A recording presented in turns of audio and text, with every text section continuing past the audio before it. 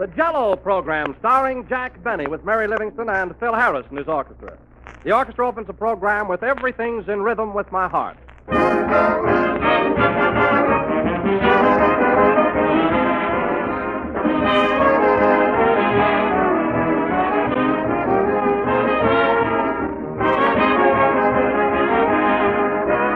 When you were a youngster, did you ever go out and pick a pail full of fresh wild strawberries? If you did, you remember that wonderful fragrance, so tempting and delicious. Well, open a package of strawberry Jell-O and smell the fragrance that rises from that. You'll be amazed at this immediate proof of Jell-O's extra-rich fruit flavor. Then dissolve it in hot water and enjoy the delightful aroma again. And for your final proof of Jell-O's rich goodness, taste it. Extra rich, crammed with fruit flavor. Strawberry, raspberry, cherry, orange, lemon, and lime. All six taste so refreshing, so delicious, they rival the real ripe fruit itself. For that wonderful flavor is put into Jell-O by a special process which seals it there so that it can't get out. It's caught and held for you to enjoy in dozens of grand desserts and salads. Just be sure you get genuine Jell-O and don't accept any substitute. Look for the big red letters on the box. They spell Jell-O.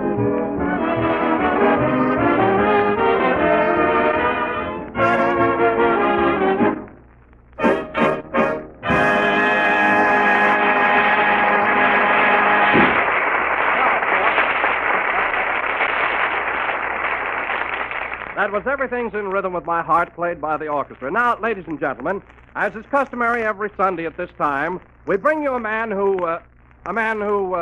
say, Phil, where's Jack? I don't know. I didn't see him. He came in with Rochester a few minutes ago. I think they're in a little studio next door. Yes, he's in there rehearsing a scene for his new picture, and he's got Rochester reading Joan Bennett's part. Rochester reading Joan Bennett's part. Now, how do you know? I peeked over the transom. That's fine. You used my shoulders to stand on, didn't even tell me. I'd like to get a load of that. Let's open the door and listen. Okay. There they are now. Quiet, everybody. Gee, I hope I don't sneeze. Listen. Well, Mr. Benny, how am I doing? Now, Rochester, you're not giving me anything. How can I be romantic if you don't put feeling into your lines? Now, when you read Miss Bennett's part, for goodness sake, get into the mood of it. Mood? I did everything but kiss you. Now, look, Rochester, all I want you to do is read those lines with a little punch.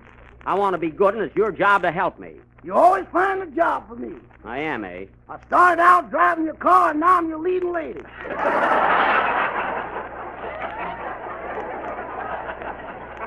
You're not my leading lady. You're just helping me out so when I go to rehearsal, I won't make a chump out of myself. Now, let's continue. Okay, is this the scene where we're on a honeymoon? No. No, we're not even married yet. You mean we're still in the platonic stage?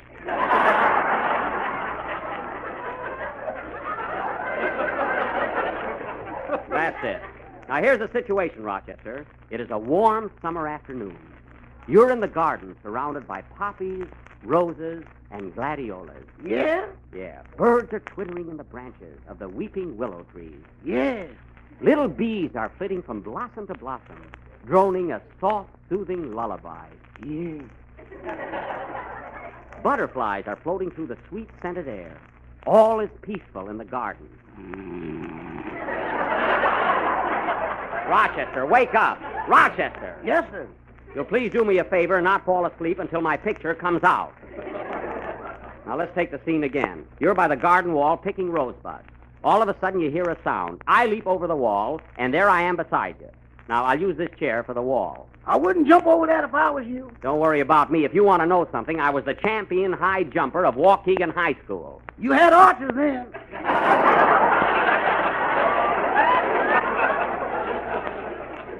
Never mind that. Now, this chair is still the wall. All right, let's go. Now, start picking flowers. Okay, I'm picking them. And you're singing. See, that's how I know you're in the garden. Now, here's the song right here. Go ahead. Well, go on. Love, your magic spell is everywhere. Love. Oh, I feel silly doing this. Now, Rochester, it's only to help me out. Now, take it again. Okay. Good. Love, your magic spell is everywhere. Love, I found you and I know not where. Oh, Vivian. Vivian, are you alone? Yes, Conrad, my sweet. and I will leap over this wall and join you. Here I come, Vivian.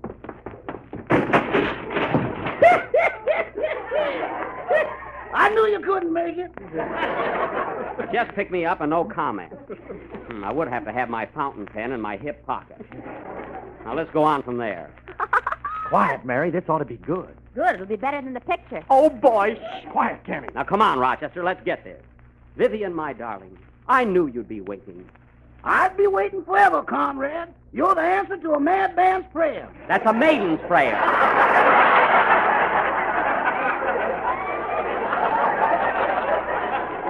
Madman. Ah, Vivian, you're so beautiful. You're like a fragile little flower with your dimpled cheeks and golden hair. My what? Your golden hair, and don't interrupt.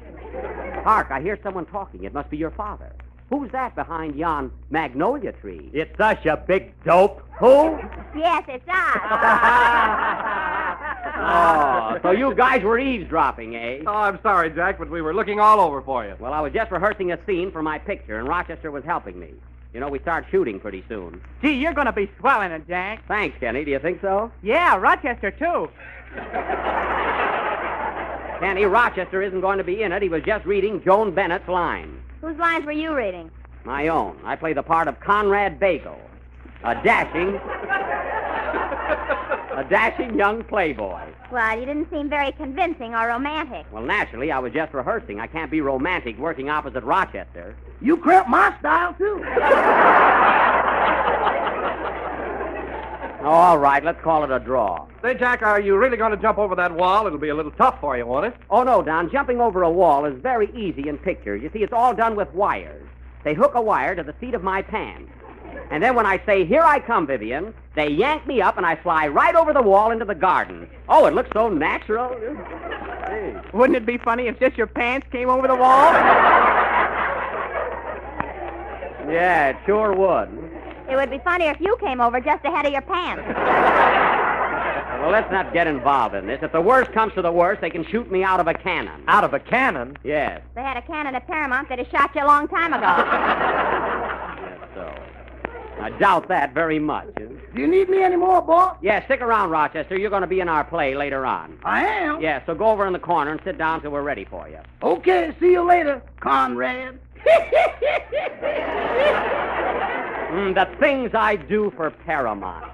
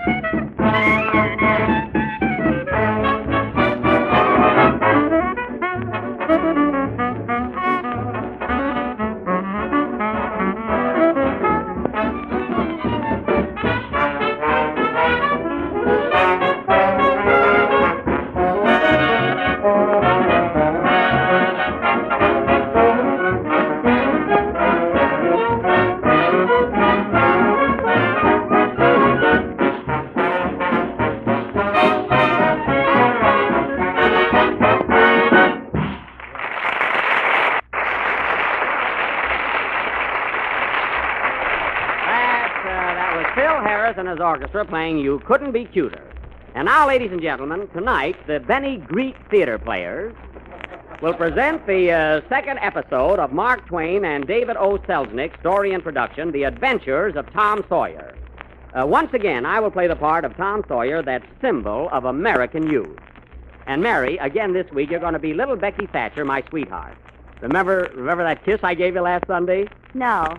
You don't remember? Why, Mary, I kissed you right smack on your lips. Well, I've been around a lot since then. Oh, stop bragging. Now, Phil Harris will be my half-brother, Sid Sawyer, a sissy if there ever was one. Why don't we change parts tonight, Jack, and let me be Tom Sawyer? Definitely not. See, Phil, I was talking to Norman Torog, the big director. You know, he's the man who directed the picture. Well, he listened in last Sunday night, and I wish you could have heard what he said about my performance. Tell him what he said, Jack. Oh, what does he know? He's in pictures. This is radio. Those directors think they know everything. No kidding, Mary. What did he say? Well, it wasn't so much what he said. It was the way he kicked Jack. Kick me? I could hardly feel it. Say, Jack, What, Kenny? when a big director kicks you, does he say action first? No, Kenny, it comes as a pleasant surprise. Now, let's go on with the casting. The part of the principal of the school, Mrs. Newton, will be played by that well-known actress, Miss Marlene DeTruck. Are you here, Miss DeTruck? Here I am, Mr. Benny. Now, you've had quite a bit of experience in pictures, haven't you? Yes, I have. Well, tell me, what was your last starring role? I was awful in The Awful Truth. Oh, you were? That's funny. Jack had the same part in Artists and Models. Mary. By the way, Miss DeTruck, didn't I see you in Old Chicago? Yeah, I used to live near the stockyard. I thought so. Well, you'll do. Now, let's see. There's Huckleberry Finn. Where's Andy? Say, is the mayor of Van Nuys here yet? Here I am, Buck.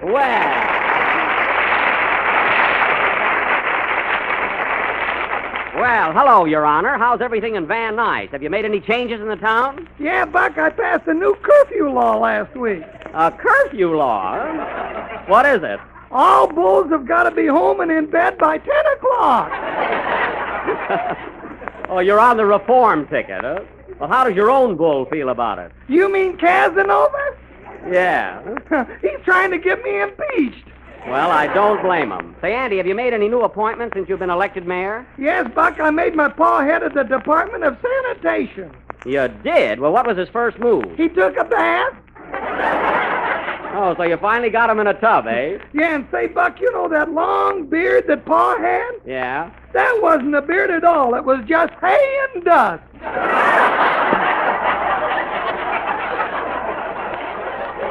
Well, I'll be doggone. Say, did Don Wilson tell you that I made him chief of the police out there? No kidding. Is that right, Don? Yes, Jack, I'm the law in Van Nuys, and there hasn't been a single crime since I was put in office. Is that so? Well, were there any crimes in Van Nuys before then? I'll say there was an awful wave of jaywalking. There was. How did you stop it, Chief? Well, I just put signs on every corner. Look for the big red lights to change. Oh. And if they don't wait, I sentence them to 6 delicious days in jail with nothing to eat but bread and Jell-O. Say, that's not bad. How did it work out? The jail's full. We've got standing room only. Well, so much for law, order, and dessert. And now that Mayor Huckleberry Finn is here, our play will go on right after Kenny's song. Oh, wait a minute, Jack. Who's going to be Mr. Dobbins, the school teacher? Well, Don, I tried out several actors to play that part, but none of them seemed to suit me. I don't know, they just couldn't seem to get the feel of it.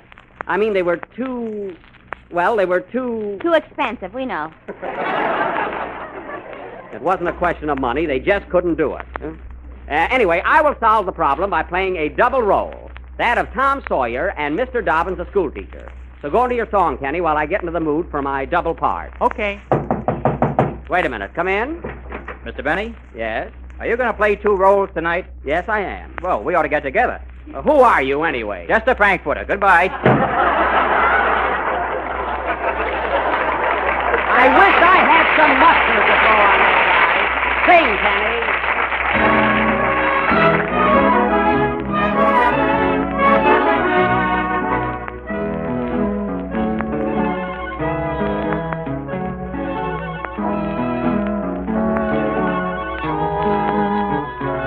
There's silver on the stage tonight, sprinkled by the moon above.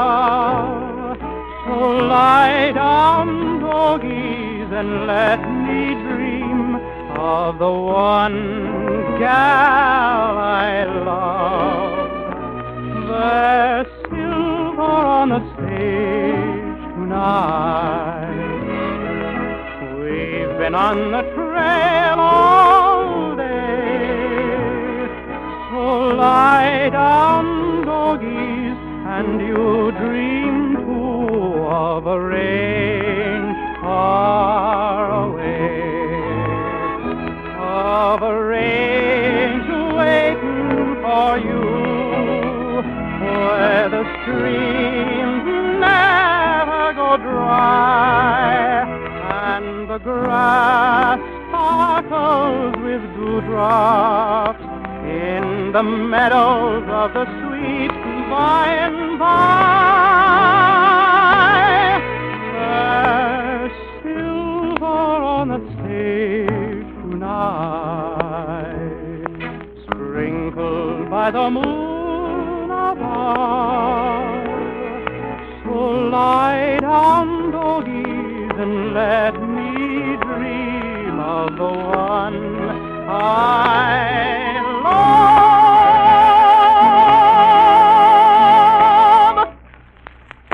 Of the one I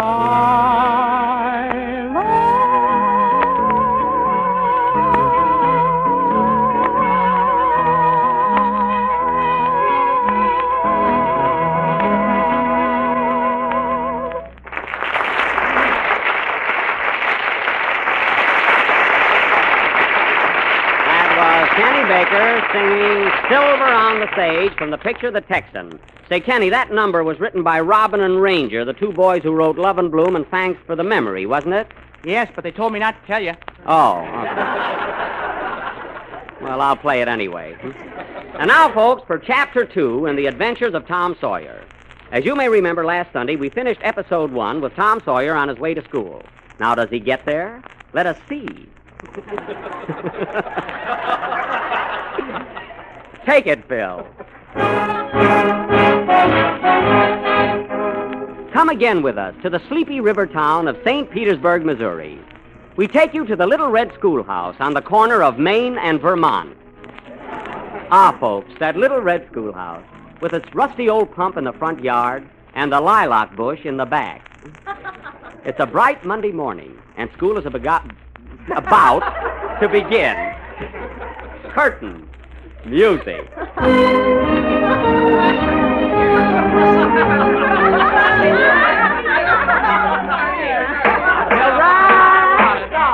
Children, come to order now. We will start the day with our usual morning greeting. 1, 2, 3. Good morning to you. Good morning to you. Good morning, dear teacher, and phooey on you. Quiet, children, please. I will now call the roll. Pudd'nhead Wilson. Here, teacher. Becky Thatcher. Here I am, Mr. Dobbins. Sidney Baker. Here, teacher. Skinny Baker, rather. Here, teacher, and here's a big red apple for you. Thanks, Skinny. That's very nice of you. It is not. There's a worm in it. Oh, yes. Sylvester Worm. Present, teacher. Huckleberry Finn. Mr. Chairman, fellow citizens, and taxpayers, I am here. Quiet! And sit down, Mayor, before I give you a recount with this ruler. Scarlett O'Hara. I'm here.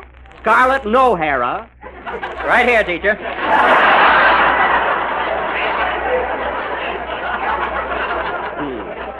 Imagine in the 3rd grade and already he's in the market for a toupee. How old are you, young man? 7, going on 35. Well, the least you can do is plant some geraniums on that head. Rochester Van Jones. Rochester, why don't you answer me? I thought I was busy. Not in school. Sidney Sawyer. Here I am, teacher, and I know all my lessons like anything. I'm sure you do, Sidney, and you have the highest marks of anyone in the class. That's 'cause he won't bend over. Quiet, Becky, or you will. Tom Sawyer. Tom Sawyer. Sidney, where's your brother, Tom? He's playing hooky, teacher. That's what he's doing. Sidney is a tattletale. Sidney is a tattletale. Sidney is a tattletale. Sidney, you stay out of it. And now for our morning exercises. Stand up, kiddies. Now, everybody, close your eyes and hold your hands up over your head. Oh, no, you'll pick our pockets. I will not. Now, hands overhead. Now, lean back. A little further. Back, back, back.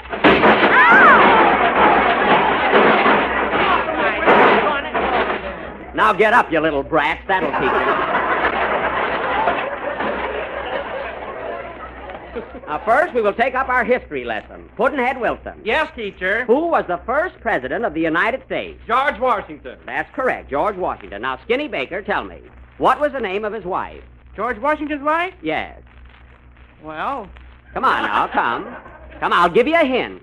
Martha Ray. Martha Ray. That's right. Now, wait a minute. That's silly. So we'll skip it. Now, Sidney, tell me, what great invention is Eli Whitney noted for? The cotton gin. The cotton gin. That's very good. It's even better without the cotton.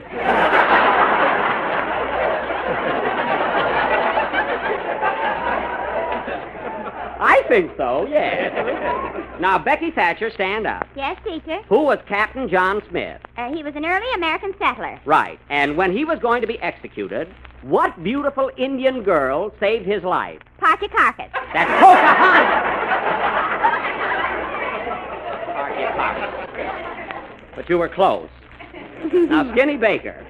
Skinny Baker, Yes, teacher. tell me, who discovered America? Wouldn't you be surprised if I said Columbus? Oh, so you know it, huh? I know more than that, you old goat face.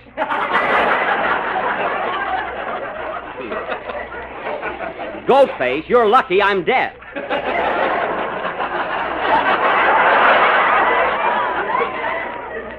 Now, Becky Thatcher, Yes? Columbus discovered America. Now, what are the names of the 3 ships he sailed with? The Pinta, Yes, the Nina, yes. and the Albany Night Boat. The Albany Night Boat. Columbus never traveled on the Albany Night Boat. Sure missed something. You said it. And now, children, we will take up physiology. Physiology? What's that? I don't know. Let's make it arithmetic. Now, children. I don't know my arithmetic. Let's make it spelling. No, I got a good idea. Let's make it geography. Oh, I got a better idea. Let's burn down the schoolhouse. Now, first, we must have our geography. Sylvester Worm. Yes, teacher. Can you tell me how many countries there are in Europe? Yes, I can, teacher. Well, then name them. There's England, France, Belgium, Salle-Francaise, Lars Centermexen, Paris Salvatore, Generation for the Tennessee, Belgian Continent, Sapid Zonderbeek, and Czechoslovakia.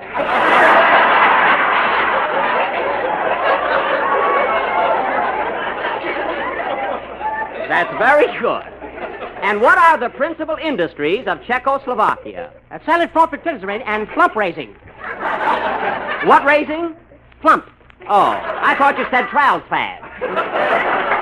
Now, Rochester, Yes, boy? can you name the 7 wonders of the world? Yes, sir. What are they? The Sphinx, the pyramids, the hanging gardens, and 4 pork chops.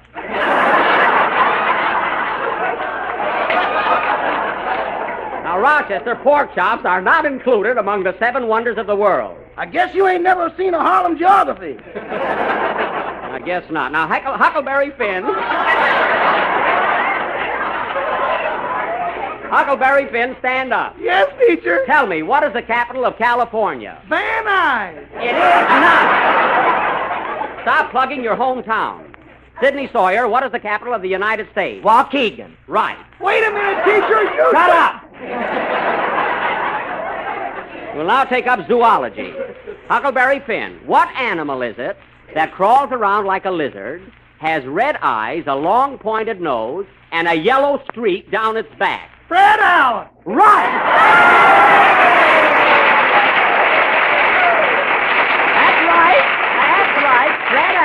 Fred Allen. Now, what is an outstanding characteristic of this peculiar animal? It hangs by its tail and chews tobacco. Correct. Now, Becky Thatcher, tell me, what does this odd beast do for exercise? It always walks up 3 flights of stairs when it buys a suit. I see. And will this queer specimen rack its brains out so it'll drool a feeble retort next Wednesday night? Yes! Bravo, children! And now, kiddies, since you've all studied your lesson so carefully, I have a little surprise. Our principal, Mrs. Newton, has an important announcement to make to you. Oh, Mrs. Newton, will you come in, please? I'm right here, Mr. Dobbins. Now, my little men and women, I have a very lovely surprise for you. What is it, Mrs. Newton? Next Sunday, we are all going on a picnic at the old Indian cave. There'll be ice cream and cake and sandwiches for all. Hooray! Now, don't forget, will you?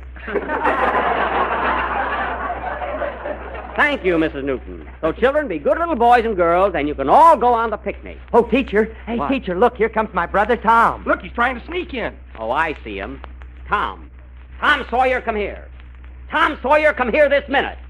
You played hooky for the last time, and I'm going to give you a good thrashing. You gotta catch me first, you old grunion. There he goes through the window. And here I go after him. I'll catch me, the little scallywag. Tom Sawyer! Tom Sawyer! Tom! This will be continued next Sunday night. Will Jack catch Jack? Will the class go on their picnic? Will Vivian marry Conrad? Tune in next Sunday night and find out. Play, Phil.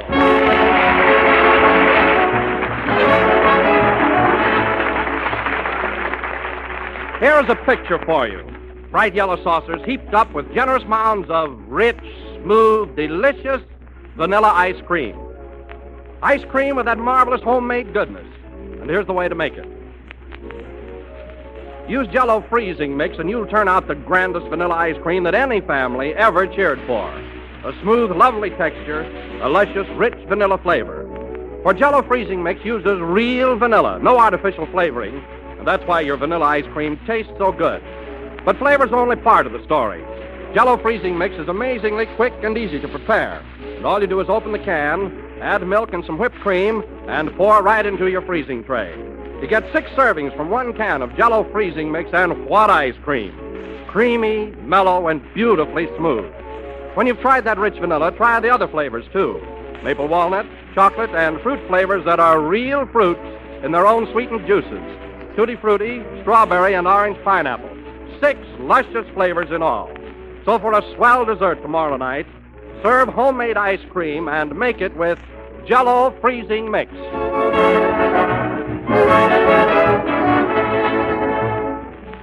This is the last number of the 35th program in the new Jell-O series, and we'll be with you again next Sunday night at the same time, when we will bring you the 3rd and final chapter in the adventures of Tom Sawyer. So be sure to listen in and hear the exciting episode in the cave. What laughs, what thrills, what echoes. I don't know. What echoes? Oh, good night, folks.